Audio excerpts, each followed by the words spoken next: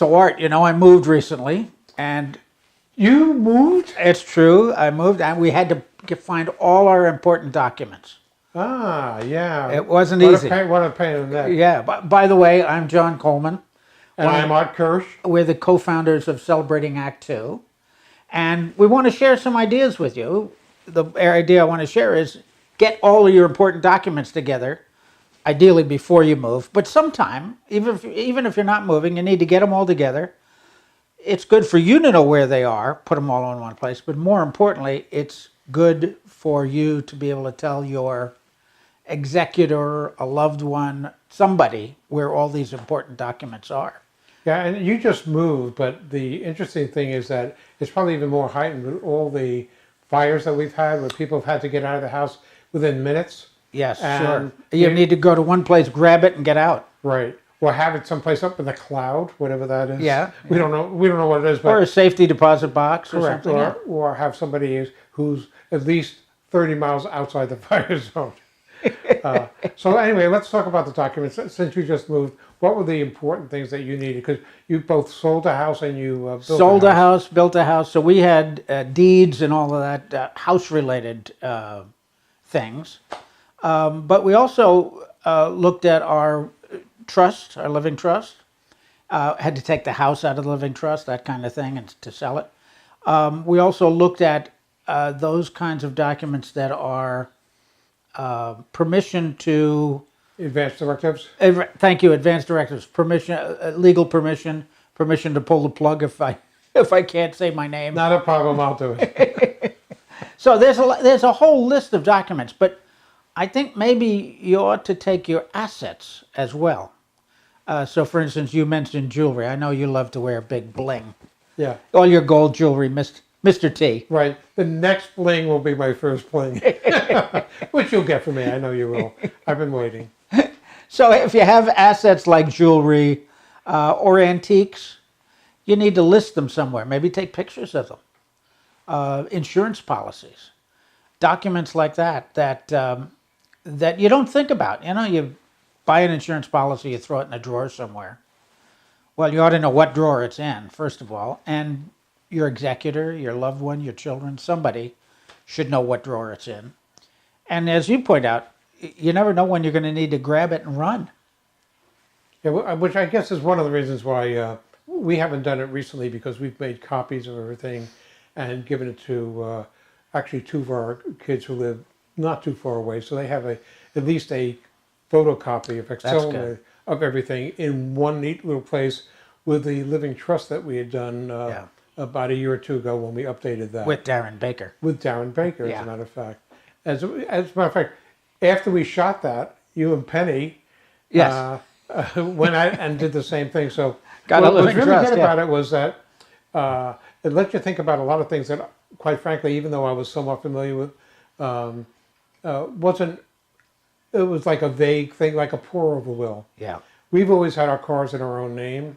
There were a lot of reasons for it going back when Linda first bought cars on her own with her own credit, all those wonderful things. So we kept it in her name and but with a pour over will, if something should happen to one or the other one of us, rather than have to go through a lengthy process of getting the title redone and so on and so forth, if it's in a pour over will, it automatically becomes part of the estate. Yes. Yeah. And whether as a living trust, I'm the executor, or if I'm gone and the kids are, we're gone and the kids are, they can easily get the title changed so they can either sell it or use it themselves. Yeah. So there are things like a pour over will, but knowing where all the things are, the deed. You want to sell the house, you have to have the deed, okay? Because you have to. Funny how that works, isn't it? Because unless you have your mortgage paid off, somebody's going to have to make that final payment and get somebody to file something at the county to say that now it's free and clear. Yeah. So there are so many important documents.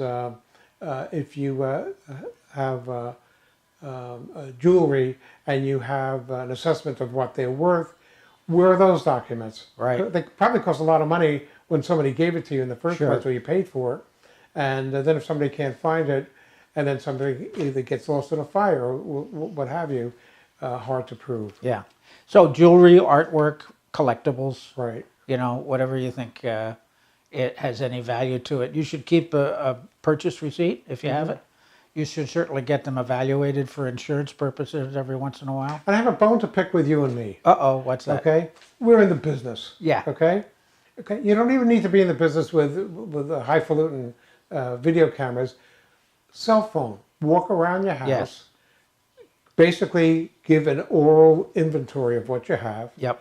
And take that video, and you can even take pictures of a lot of these documents, so that there's at least a cover of it, so that somebody can go search it out, or you can search it out, and then get that video stored someplace. Yeah. If you've got an iPhone, you probably have a small free account with iCloud. Put it up there. Yeah. It'll always be there, and you should update it. Good every so advice. often. Good advice. Quite frankly, For people in the video business to follow. right.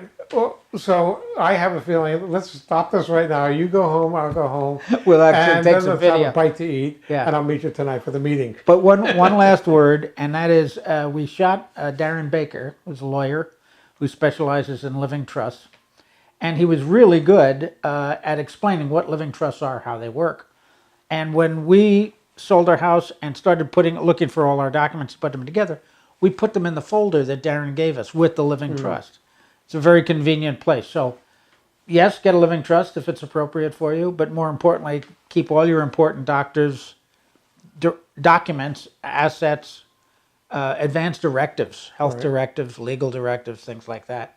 Keep them all together. And maybe even something that you don't normally do, like while you're doing that, just because you're doing it, is maybe write down all your medications that you might be taking.